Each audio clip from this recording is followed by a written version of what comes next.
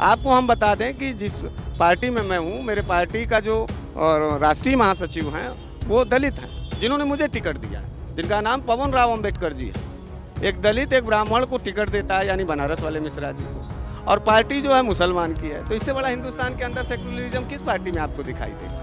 तो भाई देखिए, बाबा भीमराव अम्बेडकर साहब ने जो है साफ साफ लिखा है कि सभी जाति मजहब और धर्म के लोगों को यहाँ समानता से जीने का अधिकार है, सबको अपना इबादत पूजा पाठ करने का अधिकार है, प्रेयर करने का अधिकार है। तो हम लोग सेकुलरिज्म है, तो हम लोग तो बनारस में हर हर महादेव कहते हैं, अल्लाह अकबर कहते हैं, जय जीजस भी कहेंगे, वाहेगुरु दी खालसा भी कहेंगे, जिसको बुरा लगे वो लगे। आप एक बात बताइए, कोरोना था यहाँ बनारस में, लोग वेंटिलेटर से मर रहे थे, ऑक्सीजन से मर रहे थे, गंगा में लाशें तैर रही थी, लाशों को कुत्ता नोच रहा था। वो लाश हिंदू का भी था, वो लाश मुसलमान का भी था। असदुद्दीन ओवैसी साहब को छोड़ करके कौन सा ऐसा देश का नेता था जो सदन के अंदर कोरोना के महामारी के दौरान जो मौतें हुई हैं उस पर अपना बात रखा? टोपी वाले लोग आपके दरवाजे पर खड़े हैं, टीका का साथ चाहिए। क्यों टीका छोड़ देगा साथ टोपी का? क्यों टीका साथ छोड़ देगा टोपी का? टीका और टोपी साथ चलेगा, हिंदू मुस्लिम साथ चलेगा। देश की सच्चाई सच छुपने नहीं देंगे। हरीश मिश्रा उर्फ बनारस वाले मिश्रा जी, आपको पता ही है भारत में चर्चित चेहरों में इनका भी नाम आता है। सोशल मीडिया पर अक्सर आप सुनते रहते होंगे और इनकी बेबाक राय आप तक पहुंचती रहती है। आप लोग लाइक भी करते हैं, अक्सर इनके वीडियो को आप लोग शेयर भी करते हैं और लोग इनकी बातों को बड़े गौर से सुनते हैं और एक निडर, निर्भय और सेकुलर छवि के माने जाते हैं। बस यूं समझें आप कि इनकी निडरता और बेबाकी की ही तारीफ होती है। अभी मैंने आपको मुन्ना मुश्ताक जी से बात कराई और पता था, वो बता रहे थे महल्ले के लोग फैन, उन्हीं के महल्ले में भी है, यहीं पर घर है, यहीं पर दफ्तर भी है। सर, सबसे पहले तो समय निकालने के लिए आपका स्वागत है। चुनाव में तो आप बहुत बहुत धन्यवाद, बहुत बहुत धन्यवाद। कैसा चल रहा है चुनाव? एकदम तगड़ा चल रहा है, एकदम तगड़ा चल रहा है। लड्डू खाए हुए हैं लग रहा है? नहीं, लड्डू नहीं खाएं, लड्डू खाएंगे जो है 10 मार्च को लड्डू खाएंगे 10 मार्च को। एक सवाल आपसे ये हमारा था, पहले तो शुभकामना आपको दूं, दिल्ली से चल के केवल इसलिए आया हूं कि हरीश मिश्रा को लोग बेबाक और सेकुलर छवि का मानते हैं। जो धार्मिक मुद्दों पर जो लोग राजनीति करते हैं, धर्म की राजनीति जो भी करते हैं, उसका हरीश मिश्रा विरोध करते हैं। ये बातें सही है या नहीं? एकदम बिल्कुल सही है।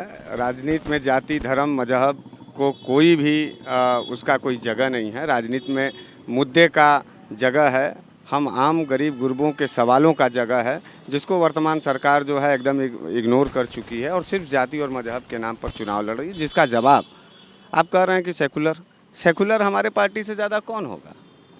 मैंने ये सवाल इसीलिए किया कि जो आरोप भारतीय जनता पार्टी पर लगाया जाता है, उसी तरह का आरोप बैरिस्टर साहब पर भी लगाया जाता है कि वो भी मुसलमानों की बात करते हैं। मिश्रा जी क्या पाते हैं?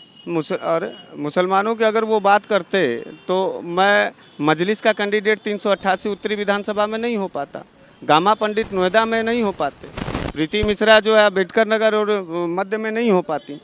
तो ये कौन लोग कह रहे हैं जानते हैं? जिन लोगों की नींव और जिन लोगों का ज़मीन खसकती नज़र आ रही है, वो बैरिस्टर साहब के ऊपर आरोप लगाते हैं। आपको हम बता दें कि जिस पार्टी में मैं हूँ, मेरे पार्टी का जो राष्ट्रीय महासचिव हैं वो दलित हैं, जिन्होंने मुझे टिकट दिया है, जिनका नाम पवन राव अम्बेडकर जी है।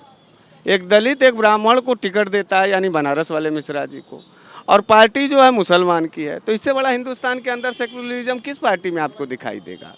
तो जो लोग आरोप लगा रहे हैं वो लोग घबराए हुए हैं, जो लोग आरोप लगा रहे हैं उनकी ज़मीन खिसकती नज़र आ रही है, वो नफ़रत की खेती करने वाले लोग हैं। हम लोग मोहब्बत के लोग हैं और बनारस मोहब्बत का शहर है। मजलिस ने हमको कैंडिडेट बनाया है, यहाँ टीका और टोपी का संबंध एक साथ रहता है, हम लोग एक साथ चल रहे हैं। बनारस मोहब्बत का शहर है, बनारस का कई इतिहास है, मैं अभी उस पर नहीं जाऊंगा। भारतीय जनता पार्टी के जितने शीर्ष नेता हैं वो मंचों से जय श्री राम का नारा लगाते हैं, बैरिस्टर साहब मंचों से अल्लाह अकबर का नारा लगाते हैं और आरोप लगता है कि पोलराइज करने की कोशिश हो रही है। आप चूँकि अभी इस दल के प्रत्याशी हैं अधिकृत, तो आपने क्या पाया इसमें? देखिए, इसमें मैंने जो भी पाया वो अपना भारतीयता खोजा मैंने इस बीच में। मैं धर्मवादी नारों से मेरा कोई मतलब नहीं है और ना मेरा इंटरेस्ट है, ना मेरी पार्टी की कोई इंटरेस्ट है। भाई देखिए, बाबा भीमराव अंबेडकर साहब ने जो है साफ साफ लिखा है कि सभी जाति, मजहब और धर्म के लोगों को यहाँ समानता से जीने का अधिकार है। सबको अपना इबादत, पूजा पाठ करने का अधिकार है, प्रेयर करने का अधिकार है। तो हम लोग सेकुलरिज्म है तो हम लोग तो बनारस में हर हर महादेव कहते हैं, अल्लाह अकबर कहते हैं, जय जीसस भी कहेंगे, वाहेगुरु दी खालसा भी कहेंगे। जिसको बुरा लगे वो लगे। ये जातिवादी और धार्मिकवादी जो है नारे के आधार पर जो है भारत को बांट देने वाले लोगों को लिए एक करारा तमाचा है।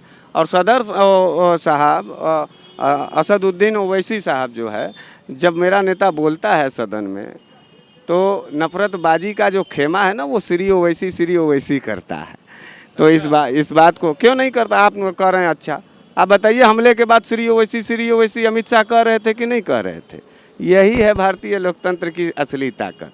जब फंसेंगे ना तब भारतीय लोकतंत्र का उनको समझ में आता है, तब वो समझते हैं कि नहीं, भारत और भारतीयता की बात करनी चाहिए। तो हिंदू मुसलमान एक चुनावी एजेंडा है, सिर्फ और सिर्फ चुनाव में काम करता है।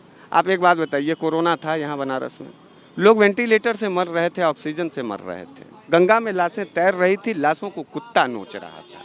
वो लाश हिंदू का भी था, वो लाश मुसलमान का भी था। असदुद्दीन ओवैसी साहब को छोड़ करके कौन सा ऐसा देश का नेता था जो सदन के अंदर कोरोना के महामारी के दौरान जो मौतें हुई हैं उस पर अपना बात रखा हो? लाश तो लाश होता है। कुत्ते कब्रिस्तान से जो है लाश नोच करके नोच रहे थे कब्रिस्तान में, मुसलमानों का और हिंदुओं का जो है गंगा के घाट के किनारे। वीडियो है, रिपोर्ट है। इसमें अब आंख पर पट्टी बांध करके जातिवादी और धार्मिकवादी बात करेंगे तो भाई उनको मुबारक हो, उनकी नज़रिया, मुझे मेरी नज़रिया। कहा जाता है सर कि आप कांग्रेस से टिकट की इच्छा रखते थे, लेकिन कांग्रेस ने शायद आप पर भरोसा नहीं किया और फिर मजलिस ने आपको अपना प्रत्याशी बनाया। क्या ये सच है? हाँ, ये सच है। कांग्रेस वॉक ओवर दे गई, बनारस में डर गई भारतीय जनता पार्टी से। कांग्रेस की जो प्रत्याशी हैं, मिश्रा जी डरने वाले हैं नहीं। मैं डरने वाला नहीं हूँ। और मुझे असद ओवैसी साहब, हमारे जिला अध्यक्ष हैं वाराणसी के, शामेराज साहब, हमारे जो है जिला सचिव हैं रियाज अहमद जी, इन लोग हमसे बात किए, बोले कि आपका टिकट कट गया लेकिन आप लड़ने वाले लोग हैं, मैं चाहता हूं कि आप मजलिस से लड़िए।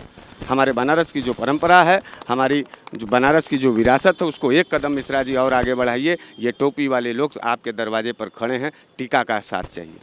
क्यों टीका छोड़ देगा साथ टोपी का? क्यों टीका साथ छोड़ देगा टोपी का? टीका और टोपी साथ चलेगा, हिंदू मुस्लिम साथ चलेगा।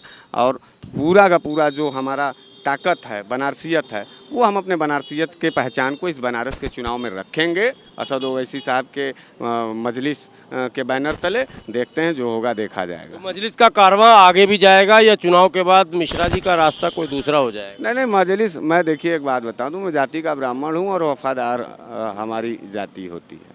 उत्तर प्रदेश के सियासत में जहाँ जहाँ ब्राह्मण हाथ रखता है वहाँ सरकार और सियासतें बदलती हैं, इस बात को जान लीजिए। पूर्वांचल के अंदर एक लौता ब्राह्मण चेहरा हूँ। बड़ा मंच दिया हमको ओवैसी साहब ने, मैंने कभी भी उनके साथ काम नहीं किया। कांग्रेस का मैंने झंडा उठा करके 5 साल तक मैं विपक्ष में काम करता रहा। कांग्रेस ने जलालत दिया, कांग्रेस ने गद्दारी की मेरे विचारधाराओं के साथ, मेरे मेहनत के साथ। सदर साहब ने हाथ थामा है और हम लोग दिल्ली के सल्तनत तक साथ चलेंगे, इस बात को याद रखिएगा।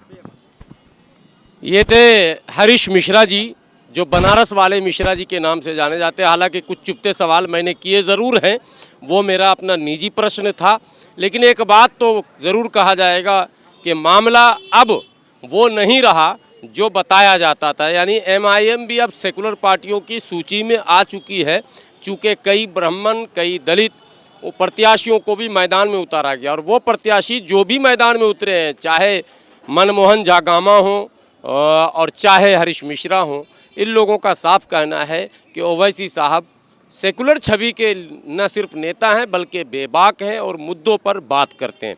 फैसला बहरहाल 10 मार्च को होगा, पता ये चलेगा कि ऊँट किस करवट बैठता है। लेकिन एक बात ज़रूर है कि बनारस वाले मिश्रा जी की हवा बनी हुई है और इनके समर्थकों की बड़ी संख्या है और सभी वर्गों में है, ये भी कहा जाएगा। कोई वर्ग ऐसा नहीं है जो इनको नहीं चाहता है। ये बात मैं अभी घूम रहा हूँ और आप तक पहुँचाता चला जाऊँगा। आप भी नज़र बनाए रखें देश की सच्चाई पर। शुक्रिया।